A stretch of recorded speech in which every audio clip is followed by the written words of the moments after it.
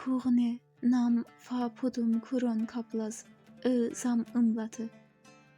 Am aziz i ıza xağsaj zam ımlatı. Həvəslənmişdim.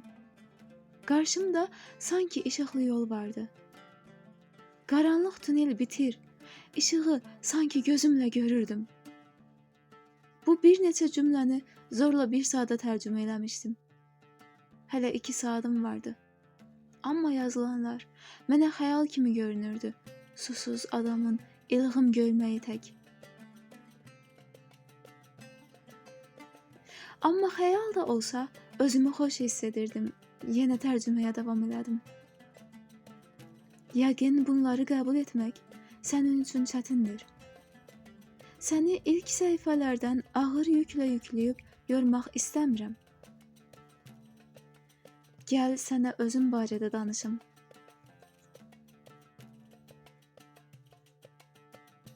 Yəqin haqqımda heç nə bilmirsən. Setrada, Kuron qəbiləsində kat idim.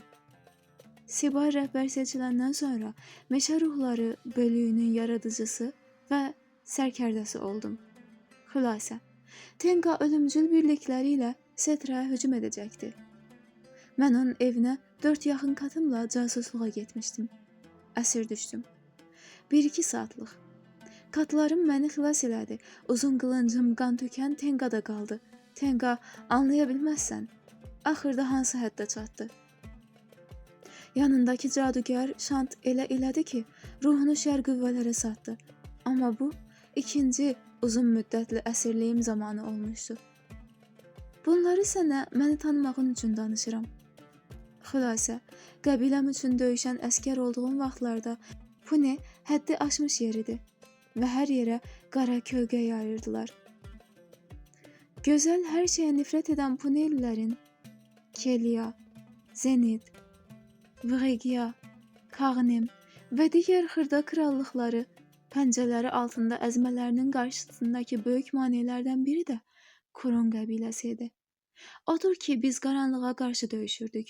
Yadımdadır döyüşün qızğın vaxtı Sibarın qılıncını Tenqanın sinəsinə sapladığı, Sarahın xəncərlərinin onun çiyninə saplanması.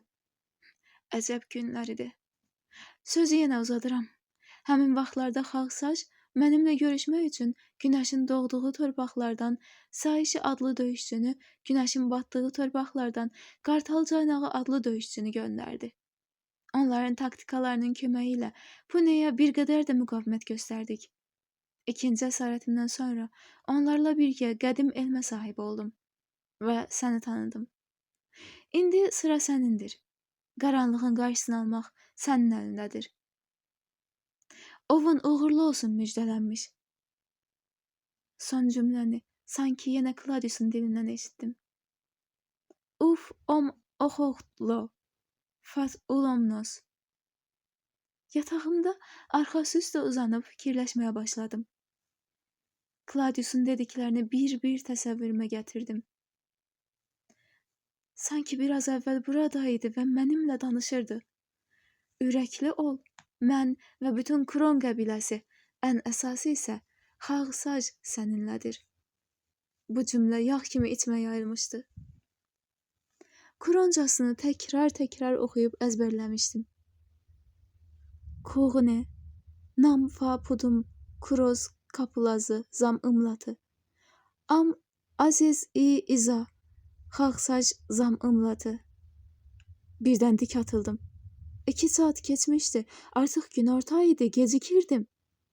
Qapıya tərəf atıldım və dönüb yatağımın üstünə atdığım kitablara baxaraq qınaq dolu səslə dedim.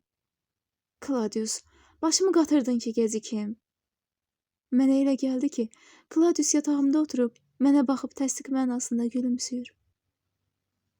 Qapıdan asdığım qılıncı belimə bağlaya-bağlaya mən də ixtiyarsız gülümsədim. Çölə çıxdım və axı məktubu oxumamış, Mextegilerdən çıxmışdım. Toplanma yerini bilmirdim. Tələsi oraya qaçdım. İçəri girəndə həmişəlikindən seyrəklik olduğunu gördüm. Mehmanxana sahibinə yaxınlaşıb Gerlat, Atis, Kundar və Alovu soruşdum. O da Alovu səhərdən bəri görmədiyini, Atisgilin isə məndən sonra çırağın odu ilə məktubu yandırıb çıxdıqlarını, biraz əvvəl isə çoxlu gümrahla gəlib mənə lənət yağdıraraq harasa getdiklərini dedi. Hansı tərəfə getdiklərini öyrənib iti addımlarla ora üz qoydum. Tez-tez yoldakılardan dəstə görüb görmədiklərini soruşurdum. Amma çoxu görünüşümdən qorxur, yox deyib uzaqlaşırdı. Axtara-axtara elə yerə çatdım ki, artıq tapmağa ümidim yox idi. Birdən ağlıma gəldi ki, Qundar sarğıya palçıqla nəsə çəkib mənə işarə vurmuşdu, amma barmağı titrədiyi üçün yaxşı alınmamışdı. Hər halda çalışsam oxumağı bacarardım, amma axmaq kimi tez palçığı yummuşdum. Öz axmaqlığıma güləndə yan tərəfdən tanış səsin məni çağırdığını eşitdim. Bəli, bu səhər itlərə çörək verən Kladius idi. Xırda bir yeməkxananın çöldəki mehmanxanasında oturub balıq yeyirdi. Ayaqlarının altında gəzən pişiyi ilə birgə. Təbəssümlə uşaq kimi əlini havada yelləyə-yelləyə məni çağırdı. Gəl, Kroos, gəl, yemək yeyək. Hər şey unudub sevincək onunla üz-üzə oturdum. Kladius yeməkxana sahibinə səsləndi. Əzizim, zəhmət olmasa bir balıq da gətir. Kladius mənə baxıb, yarı zarafat dedi. Deyəsən, gözünü mən gedən kimi açmısan axı. Gülümsədim. Bir əlimlə gözümü tutub cavab verdim. İştahını qaçırırsa gözümü əlimlə tutaram. Kladius qınaq dolu baxışla geri söykəndi. Heç elə şey olar. Sadəcə elə daha yaxşı görünürdün. İstəmirsənsə taxma. Bu vaxt yemək evə gətirdilər. Və Kladius pulunu ödədi. Mən yenə sənə borclandım. Boş şeydir. Gün gələr ödəyərsən. Heç ödəmək ehtiyac da yoxdur. 2 tikənin sözünü danışırsan. Görəndə elə bilər həyatını xilas eləmişəm. Mənə can borcum var. Həyatımı xilas eləməsə də, ən azından Mextigileğin iyrənc yeməklərindən qurtarmışdı. Balıqdan bir tikə yeyib, birini də pişiyə atdım. Kladius şən şəkildə etiraz etdi. Yox, yenə olmadı, Kroos. İt 2 idi. Payımızı yarı böldük, bərabər yedik. İndi sən və mən yarısını yeyib, yarısını pişiyə versək, pişik bütöv biz para yemiş olarıq. Bəs necə edək? Bax, mənim payımın yarısı qalıb. Qalan yarısını pişiklə bölüşmüşəm. Deməli, 4də birini mən, 4də birini pişik yeyib. Bu qalanını tək yeyəcəm. 4də 3-ünü yemiş olacağam.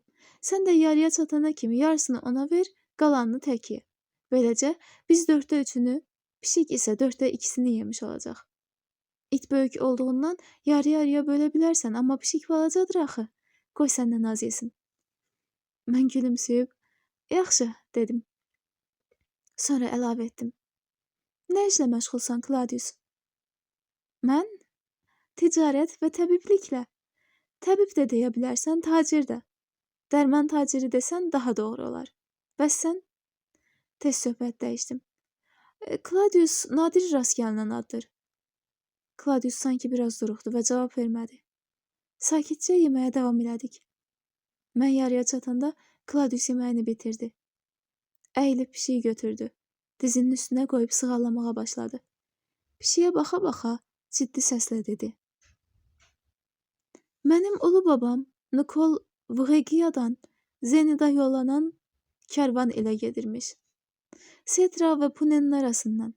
Amma Pune atlıları kərvana hücum edib.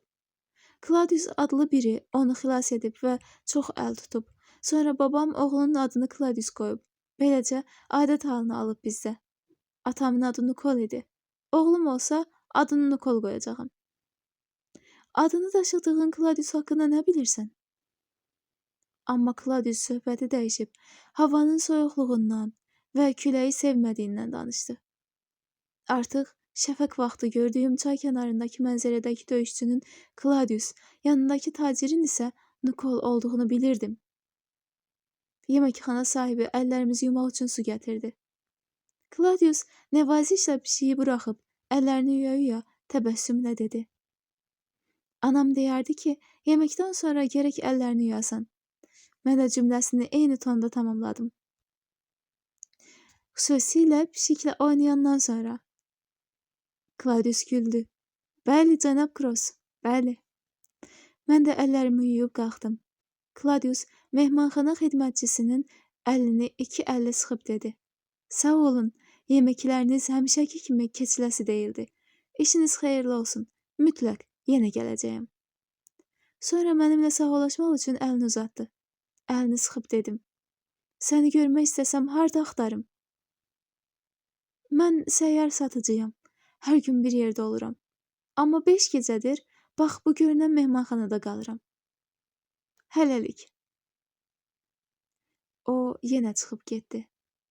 Mən müjdələnmiş olduğuma inana bilməsəm də, inanmaq istəyirdim. Birdən ağlıma 99-cu dərəcəlinin əmri gəldi. Əmrə itaətsizliyin cəzası bəzən ölüm olurdu. Bu da ən yüngül cəza idi. Bəzən günahkarın qollarını, ayaqlarını sındırıb çöllüyə atırdılar. Vəhşi heyvanlar da diri-diri parçalayırdılar onu. Bəzən bədəni bir neçə yerdən deşib, duz doldurulmuş tabutda diri-diri dəfn edirdilər. Yəni, cəza verənin fantaziyasından asılı idi. Mənim cəzamı alov versə yaxşı olardı. Çünki Gerlad həmişə əxlaqsız cəzalar tapırdı. Qaçmağı heç düşünmürdüm də, nə də müqavimət göstərməyi. Ağlıma gələn yeganə şey, yaxalanmamışdan əvvəl kitabları yandırıb ələ keçməyinə mane olmaq idi. Evə yollandım. Yol üstü səhərki bulaqdan su da içdim. Bunlar sizə adi gələ bilər. Amma neçə illər idi. Toplasaq 1-2 ay istisna almaqla yeməyimi də, içməyimi də Mextigiliyədən təmin edirdim. Amma bugün qara pərdə gətirən yox, saflıq, işıq gətirən yemək və sudan istifadə eləmişdim. Bugünü sevmişdim. Əslində, yaxşı ki gecikmişdim. Qaranlıqların əskəri olub döyüşməyə heç həvəsim yox idi. Evə çatanda qapıda 2 aşağı dərəcəli gümrah gördüm. İçəri girməmişdilər, kitablardan da xəbərlər yox idi. Məni görüb üstümə qaçdılar. Çatanda bir dizlərini yerə qoyub təzim etdilər. Bədbəxt hadisə baş verdi, cənab Kross. Nifrətlə onlara baxdım. Bədbəxtin başına başqa nə gələ bilər ki? Cənab Kross, Gerlad bizə 2-2, 3-3 toplanma yerinə getməyimizi əmr eləmişdi. Biz çatanda hələ gün təpədə deyildi, amma təşkilatın 30-a yaxın üzvü yerdə yıxılıb qalmışdı. Sağ qalan yaralıları digərlərinin köməyi ilə gətirdik. 4 yaralı vardı, biri Atis idi, biri də Gundar. Alov, Gerlad və sizdən də xəbər yox idi.